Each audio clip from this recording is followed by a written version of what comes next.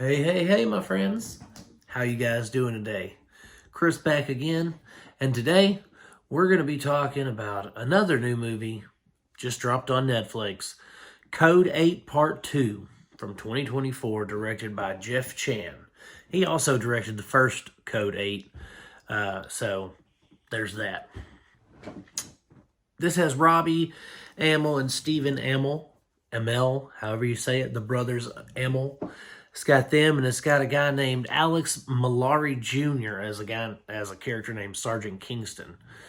So, the first Code 8 came out about 5 years ago. And that's a pretty long time in between sequels if you haven't recently watched the first one again. Which I haven't. I haven't watched the first one since the first time I watched it. It was a good movie, I thought. I mean, I probably gave it 3 stars. I can't remember. But I'm sure I enjoyed it because I remember who I watched it with. And, I thought it was an interesting concept, interesting movie. Kind of like Chappie meets X-Men. I don't know. But anyway, 1 second. I had to get some Agua del Sol, man. This stuff, it's just water. That's all. Anyway, so I watched the first one, right? We're watching it. And I enjoyed it. This one, luckily, you don't necessarily have to see the first one to really get into this one because they do a slight recap at the beginning to kind of set the tone, and then we fast forward 5 years. And we see the young Amell, was it Robbie, I guess? We see him, he is getting out of prison. Steven pulls up, his character's name is Garret, and Robbie's character's name is Connor. So he pulls up. Connor don't want to have nothing to do with Garret. He's like, screw you, get out of here. I don't want to talk to you. And then we just get a generic kind of sci-fi story, oppressive, police force.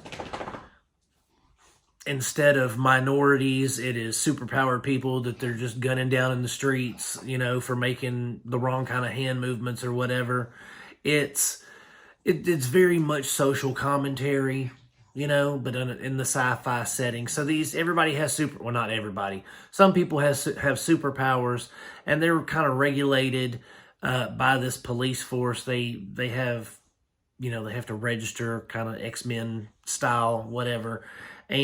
But there's also, they can take the spinal fluid from the superpowered people and make it into a synthetic drug that basically, from what I gathered, makes the people go crazy, and their powers, it ups the ante, and they're more destructive and that kind of thing. So, Stephen Amell, Garret, he's a dope peddler, and he's trying to get back in the good graces of Connor, and there's this corrupt police lieutenant who is in cahoots with Garret, and it's just really generic to me.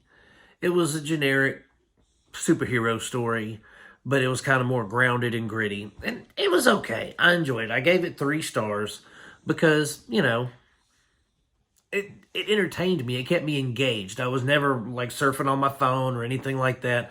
I watched the whole movie pretty intently, but it just didn't have that certain something. It didn't have that pizzazz that just really made me think, man, this movie's good, because the writing was generic. The dialogue was very, very sophomoric. It wasn't dynamic dialogue. It didn't feel like real people would say that stuff to one another. The situation was preposterous with the social commentary that was offered about the police brutality on superpowered people. Everything felt almost agenda driven, but at the same time entertaining, It kept me engaged because I was like, how much more preposterous can this get? You know what I mean? But the special effects were cool. The robot police force was cool looking. They had these new little dog robot things that were supposed to tase you, but instead they get wrapped up in some dastardly deeds. It's just, it just didn't speak to me. I watched it, but it didn't thrill me. It didn't make me want to recommend it to people. It didn't make me say, oh man, hey, I got to go back and watch the first one to, connect the two, see what the similarities were. It didn't make me want to do any of that. I was just, when it was over, I was like, okay, that was a fun afternoon watch. It almost felt like a really high budget WB production. You know what I mean? Like a Flash or a Supergirl kind of thing. It wasn't spectacular, but it was entertaining. So, like I said, I'd give Code 8 Part 2 3 stars.